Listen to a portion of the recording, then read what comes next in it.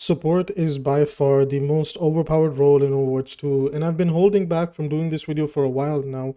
I've been seeing the trends with every patch that we get. The support seems to be getting stronger and stronger, while tank and damage just falls apart on one side. And I genuinely believe that the balance team, this is a new balance team, this is Alec Dawson's balance team 1 year later. And I feel like this balance team is just generally making the same mistake that the previous balance team made, which was Jeff Goodman's balance team. And, I don't know how many of the same people are still around or not, but that's not the point, right? Like, you live and you learn. And it just feels like Overwatch doesn't learn, and I want to explain my points and go into a lot of detail. So sit back, relax, grab yourself a cup of coffee or a drink, and let's talk about the state of support, tank, and damage, right? This video is going to be unscripted, so I'm going to be a little bit all over the place, but I'm going to do my best to kind of just, narrow my points down and be a lot more focused. To start off, when Overwatch 1 first came out, support heroes were actually quite interesting. We had Zenyatta, Lucio, Mercy, and Ana, right? It was a lot more streamlined. It was a lot more like straightforward that, okay, Lucio was your AoE healer. He did low AoE healing, but he brought a lot of utility from the perspective of sound barrier being a great defensive and also a great engagement ult. He brought the boop that, like when players start to innovate over time, you could deposition, enemies into your team for them to tear them apart, which made him a great pick into rush comps slash brawl comps, whatever you want to call it.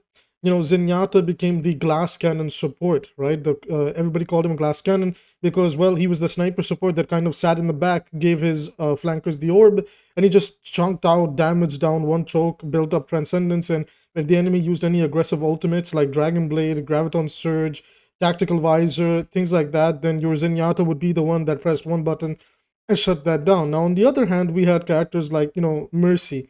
Mercy was also very simple and straightforward in the sense that she brought decent amount of healing. And I'm going to talk about like her current state, not her Overwatch 1 state, because Mercy is not a problem. She's annoying, but she's not a problem, and I'd be happy to argue with anybody that disagrees. But she's still in that same design of I can only do one thing at one time. Zenyatta, while also being able to do like healing and damage at the same time, the compensation is that his damage is high but the healing is low. Lucio's kind of the same way. His healing is low because it's an AoE healing. However, his damage is pretty mid-tier, and if you're good at landing the headshots, you'll gain a lot of value and things like that, right? And if you're good with wall riding, you can do a good job at depositioning enemies and finding yourself a pick or two for your team. But that requires you to be a lot more effective. Regardless, there was a skill ceiling to these characters. Lucio and Mercy, you have to be good at their movement to bring out their full value. Zenyatta is a very mechanically demanding hero that requires your aim to be good. Now, when the first new support came out in Ana, she was the one that really shook up the way the game was being played. I'm not going to talk about Sim as a support because that literally doesn't count. And what Ana brought onto the table was high healing numbers, right? When she uses her biotic nade, she can either completely shut down healing for the enemy team or increase your team's healing by 50%. Now, her design was that, yes, while this is true, you do need to land, like her kit was still like a high skill based hero. Like, you have to aim with her, scope. Her left click is projectile, so you need to be good at like balancing out two different aim styles. Her nade is a projectile. You need to be good with, managing the arc of it, like how it travels, where it's going to land, who it's going to hit, etc., etc. And finally, her sleep dart was a skill shot, right? So she was a skillful character, and she was a single target healing based character with her nade doing AoE healing, but in a controlled way, right? Now, this is where, when Ana came out, we believed that, okay, this is going to be the supports of Overwatch 2, Overwatch 1, and, that was a nice design. However, the problems as they went on had become very clear that, and I say this, I'm trying to say this in the nicest way possible, but if there's one thing that's been made clear by the Overwatch development team, whether it's the old one or new one, they don't have faith in their support players. And what I mean by that is they cannot isolate the support role into just like being able to excel at one thing, because the state of support now is that they can do everything. And honestly, it makes the game horrible to play. It makes the roles of tank and damage practically like useless. And if anything, tank has become the puppet of supports, and the damage characters have become like the supporters to your support. I know it doesn't make sense, but basically what I'm saying is like, it's not like the support has to support you to do your job. it's the other way around now. If you as you climb up the ladder and things like that, like if your support has enabled you, you're allowed to play the game. If your support isn't enabling you and somebody else, well then good luck if you're dueling somebody that is being enabled by the support or whatever the case might be, right? This brings me to my next point. The characters that came after Ana were unbelievably easy to play, with the only exception being Brigitte, but Brigitte was somewhat challenging to play.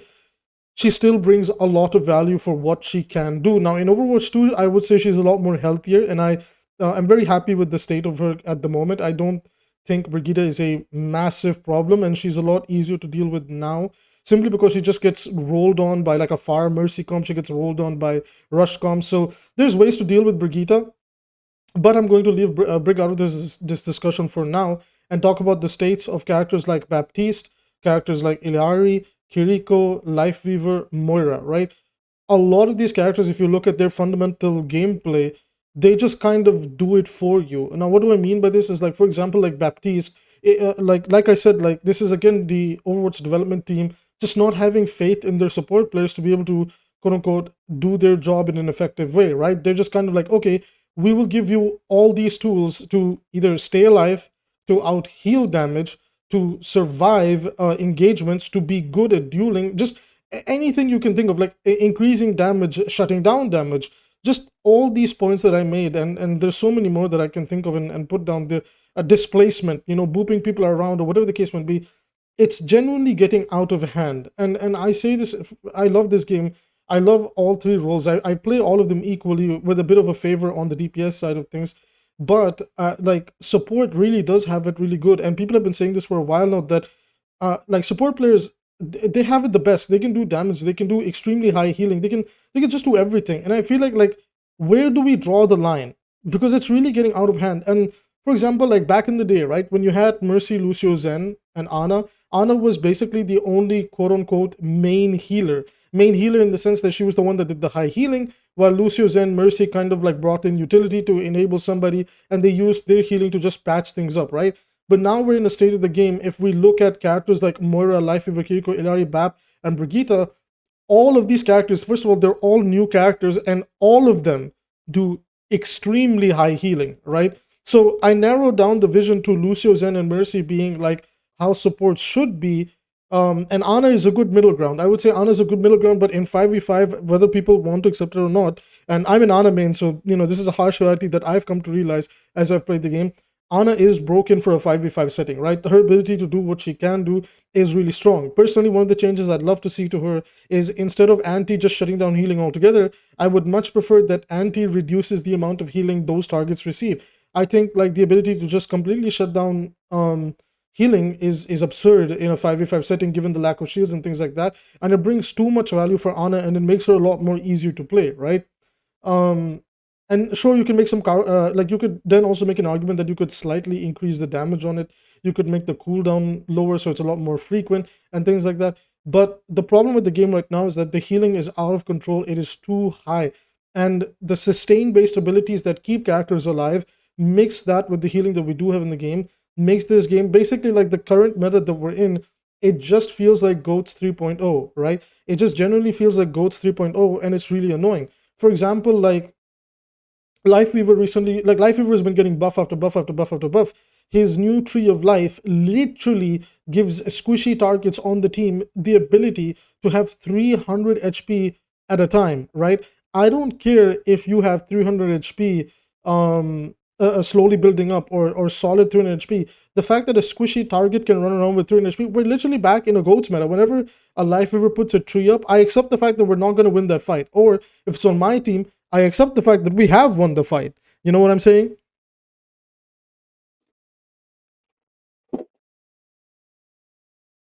And that's just one problem, right? Like Kiriko's Suzu, Bab's Mortality Field, like Illari's Pylon, when it like doesn't get touched and things like that, it can really change the way the game is played, because like Illari's Pylon is a third player, right? I recently lost a ranked game because I won the fight. Illari and Cassidy came back. She put a healing pylon up on the other side of the map, and I was effectively dueling them, by the way. Like I was about to eliminate both of them, and the pylon came up, and like I had to turn my attention to the pylon. By the way, I was the only one there, right? And instead of being rewarded for my skill, this person just presses a button, and now the pylon is doing the job for them. 𝐒𝐿𝐼 is shooting at me for free. Cassidy just got healed up, and now he's shooting me. So like, and then I get punished even more for, like, for example, if I committed to 𝐒𝐿𝐼 and Cassidy, right? I know this people are going to be saying things like, "Ah, yeah, but it was a 1v2 or something like that," right? The point isn't about it being a 1v2. Even if I had a second person with me, which I do believe, I believe my Mercy was with me, right? It's the fact that 𝐒𝐿𝐼 essentially turned the 2v2 into a 3v2, right? Because the pylon is now a second person, because the Cassidy can receive healing from two sides, one from 𝐒𝐿𝐼's Sunbeam and then one from the pylon. And at the same time, like, if me and my Mercy refuse to interact with that pylon, then they will just keep getting pumped and pumped and pumped. And at the same time, while that healing's coming out, 𝐒𝐿𝐼 can just melt us down. And this is like just from a dueling perspective, what support is doing right now. And we're not even talking about things like Baptiste and 𝐒𝐿𝐼 and 𝐿ifeweaver and what they allow and what they bring to the table, right?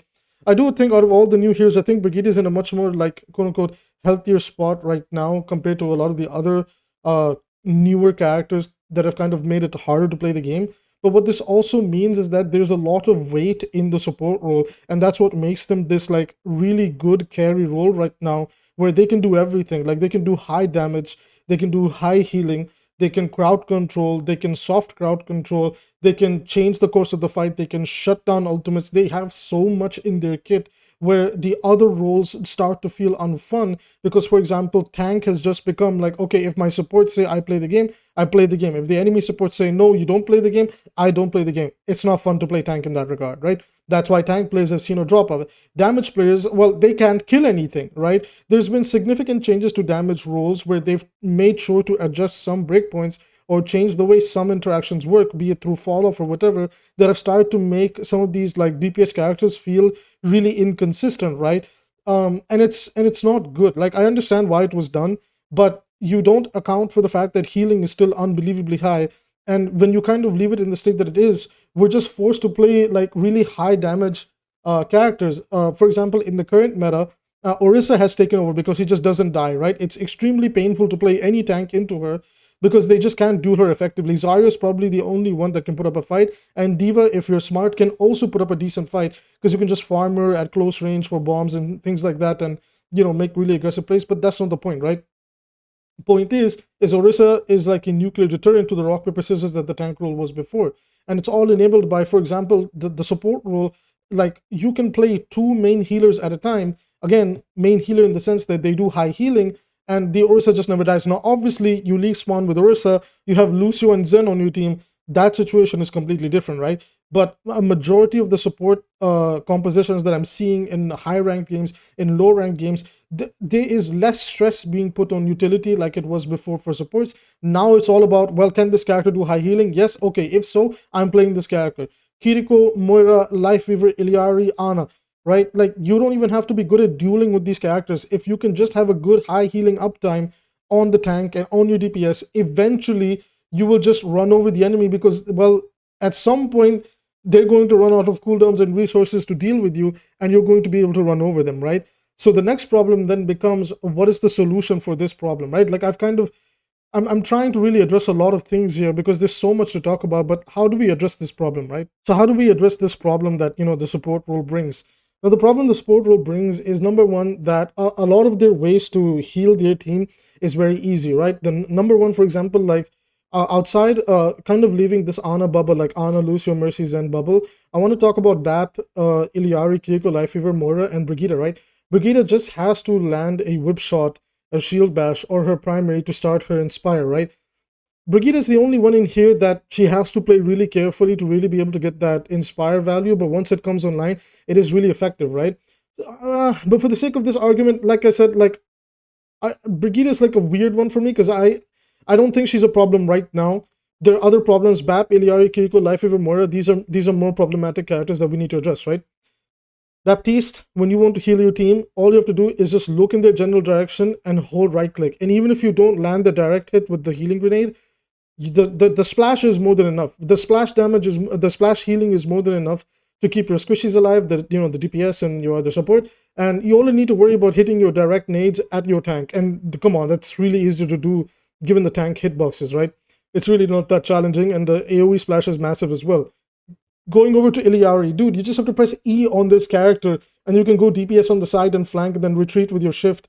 Like, come on now, like, and it does a decent amount of healing. And then if things are not going well, you have a 120 healing per second right click that can just zoom that HP bar back up, right? And granted that it's on a resource meter that depletes rather quickly, the point is still the raw number is so high that it's crazy when you think about it, right? Like 120 healing per second versus a damage hero that's doing 70 damage per shot, right? And then you account for the fact that there's another support that brings something like that to the table. Or if you're dueling a tank, the tank has an ability to fortify themselves quite literally, where they just take 50% less damage. And it's just like, what are we doing with the game? We're a first-person shooter game, but we just don't want to shoot in this game.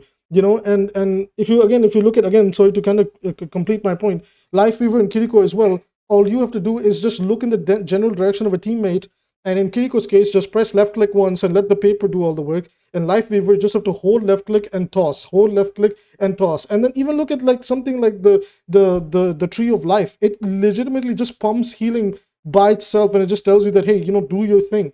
And the problem with this becomes is, in terms of healing, I'm not going to talk about those characters' ways of doing damage, right? In terms of healing, it is so easy to heal that the value supports can get for bringing in high healing numbers so easily is absurd compared to the value that it would take a tank to do a perfect engagement to find value, or a damage hero to line up their shots perfectly and break through that healing, right? Like if a Cassidy misses even once, in the blink of an eye, that person will get their HP back, right? If a Genji doesn't land all 3 shurikens, in the blink of an eye, he's now in a feeding position. The dash didn't come back. He's stuck. He's going to die, right? And Tracer, this meta, especially against 𝐒𝐿𝐼's pylon, like, it's really awkward for Tracer, but Tracer is just slowly fading out of existence as well. And characters like Symmetra, Torbjorn, and Bastion are now coming in because of this whole like goats-like playstyle of just staying together, staying alive. Like Torbjorn has this ability, the Overload ability, that gives him more armor, more HP. Bastion, when he turns into his like turret form, he also has like, you know, a recovery now. And Symmetra is Symmetra, like, while she doesn't really quote unquote recover things, her way of interacting with shields and how she comes alive on a map is absurd. And the question becomes, is this what we want from Overwatch 2? Is this the right direction for the game? In my personal opinion, no, it's not. So now the question becomes, well, Abby, what is your solution, right? If supports are so easy to play from that perspective of doing healing, what is your solution, right? And I think about Season 2. When Season 2 came out, support players made the argument that they felt like they couldn't defend themselves, and that's why we got the massive amount of support buffs over the past few patches, all the way up until now in Season 6. Even though an argument could be made that support was actually fine after the initial changes that they got up until Season 3, and we should have just left it there. But, you know, Blizzard being Blizzard was obsessed with the idea that, wait, the low elo support players are complaining that a Tracer and Genji and Winston are in their backline. We need to make it easier for them to survive that, right? And that's brought us to where we are today. As much as I hate saying this, like, there's more focus towards bad players in this game than there is good. And I've never seen a video game that has put that much emphasis on bad players than good players. In my personal opinion, the way you deal with the support as a role, you take power away from the quote-unquote main healers, from the healing aspect of their kit, and you put more of it in their ability to do damage.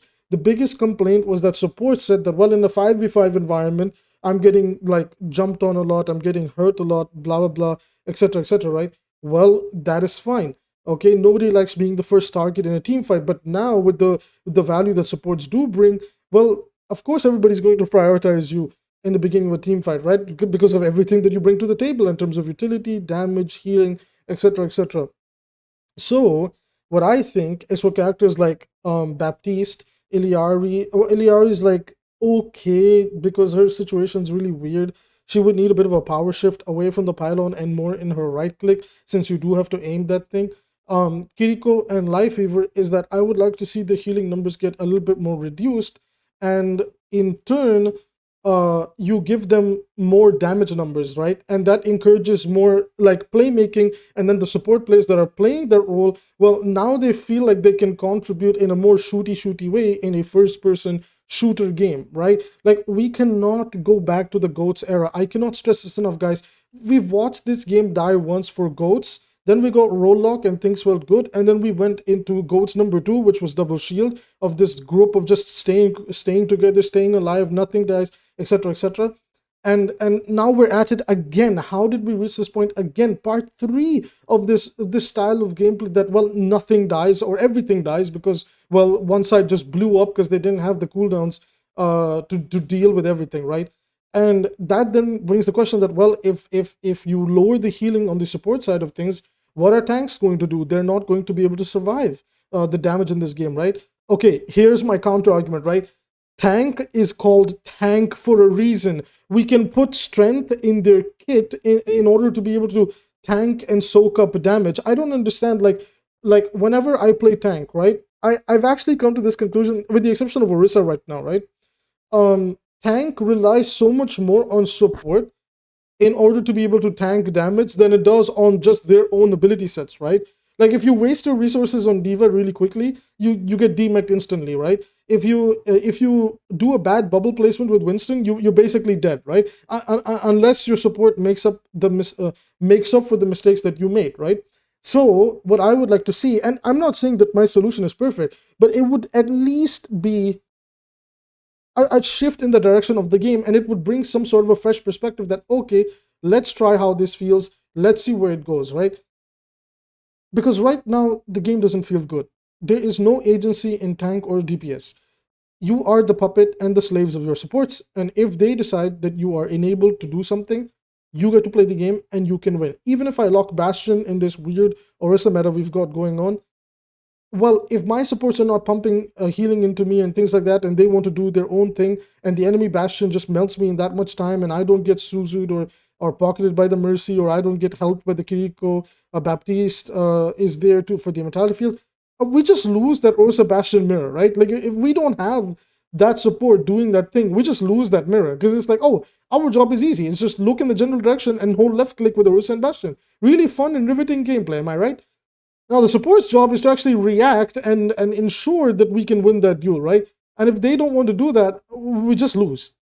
And honestly, it's getting really, really upsetting. I was playing, DPS lately, and I really felt like the role has become so cosmetic that nothing you do on that role matters. You can get a 4K, you can get a 5K, and you could still lose the game. You could, like, the momentum shift in a team-based game for Overwatch, it relies so much on tank and support, and so the support players have to be confident enough to first want to make these plays, and then in turn it allows tank to be able to go do their job to then maintain the momentum that they can bring, right? And that's this fundamental problem. Is that fun gameplay design? In my personal opinion, no, it's not. It's never a coincidence. I'm going to say this, and please think about it before you drop a comment, right? It's never a coincidence that the most fun state that this game is in is whenever these two tank characters are meta, whether it's Winston or Reinhardt. Arguably, you could say Winston can get a little bit annoying, and in Overwatch League, he's been meta for a while, and he kind of needs some nerfs here and there, which I do agree with. So Reinhardt, when he's viable, everybody loves to play Reinhardt. Everybody loves playing against Reinhardt because he's an honest character. He doesn't bring any, BS-based abilities and things like that. So he's an honest character. Winston, at the end of the day, is an honest character. Even Zarya and D.Va are honest characters that I don't necessarily mind playing against, even if they feel annoying after some time, right? I don't like playing against Orisa because there's nothing honest about her. Her abilities play the game for her. They do the job for her. That, oh, okay, you mispositioned, it's fine, press E. Oh, okay, your spinner ran out, okay, fortify. Okay, you take 50% less damage. You got 2 main healers behind you pumping heals into you. You stay alive, you never die. The damage roll is a joke. And you are not allowed to play anything in damage right now other than Bastion and Echo. If you are playing anything other than Bastion and Echo into this Orisa meta, that I really hope changes tomorrow, because we do have balance patch coming tomorrow, then you're actually throwing the game. Like, you're unironically throwing the game, because what is Ashe, Cassidy, Genji, Hanzo, Junkrat, Mei, Pharah, Reaper, Soldier 76, Sombra, Symmetra, Torbjorn? Okay, Torbjorn has a bit of potential. Tracer and Widowmaker. What are they going to do against Orisa?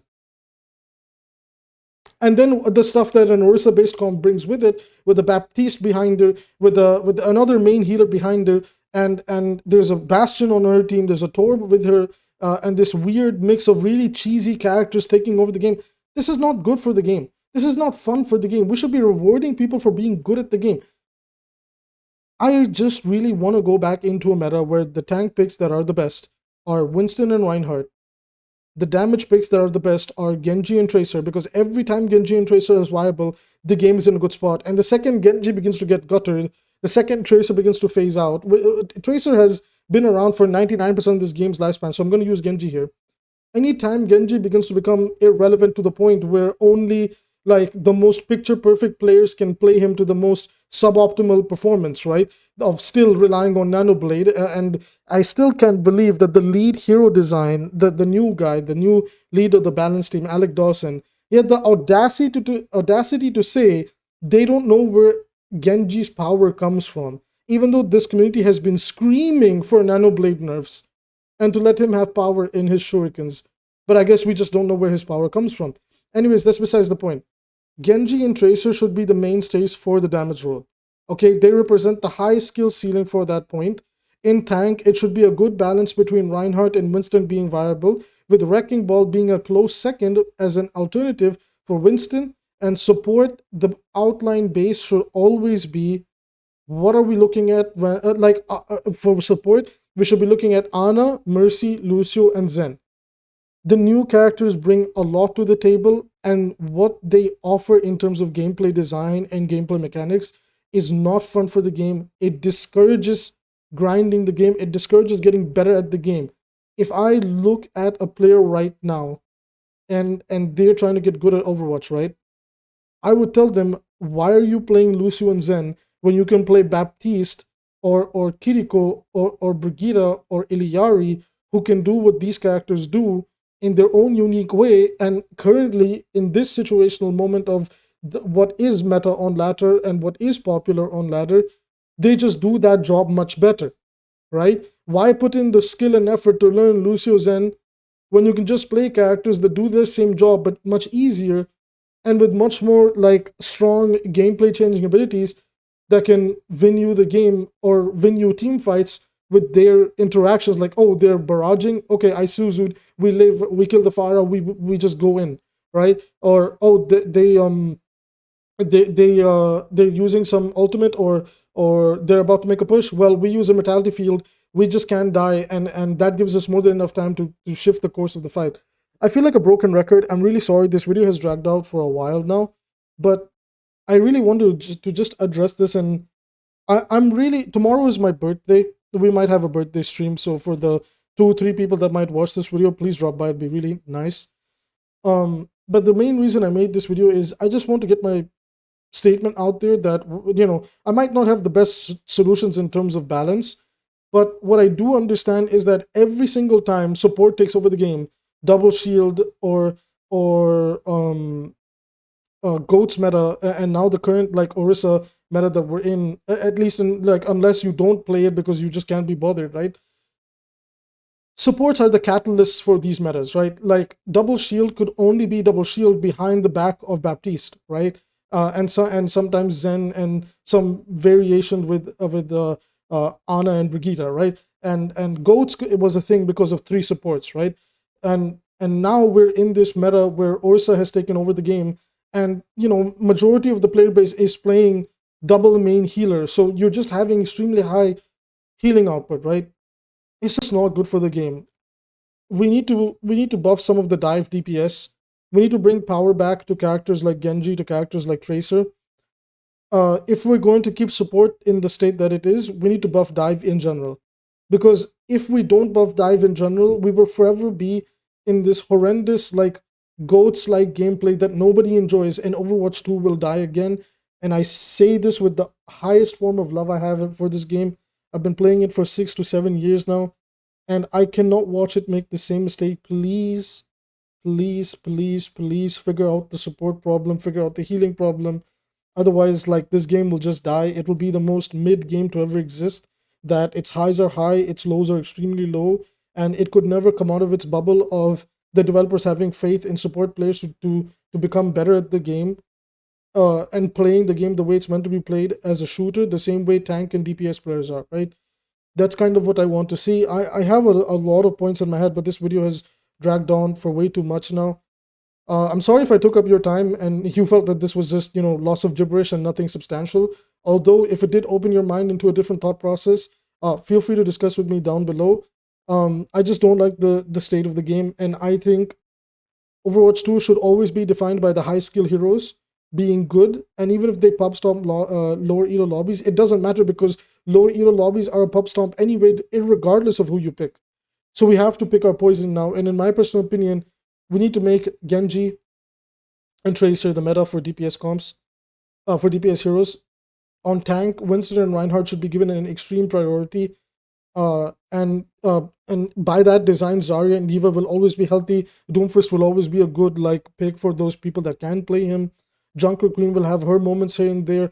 Let Orisa fade away. Sigma will be good on the sniper maps. Roadhog is a very awkward hero that when he receives his rework, we'll see what he can do now. And Wrecking Ball will also be fine. Supports are always going to be fine because they're extremely overkitted and they're extremely powerful. That's all I have to say for this video. Let's see what Blizzard does tomorrow. I will cover the patch notes tomorrow as soon as possible, and well, I really hope to be impressed and not disappointed because I do want a happy birthday. With that being said, if you'd like to support the channel for free, just like the video and hit subscribe. It helps with the algorithm, and let me know your thoughts about support. Do you think it's overpowered or not? Do you think I'm just crying for no reason? If you are, then let me know. Maybe I am crying for no reason. Anyways, I will see you guys in the next one.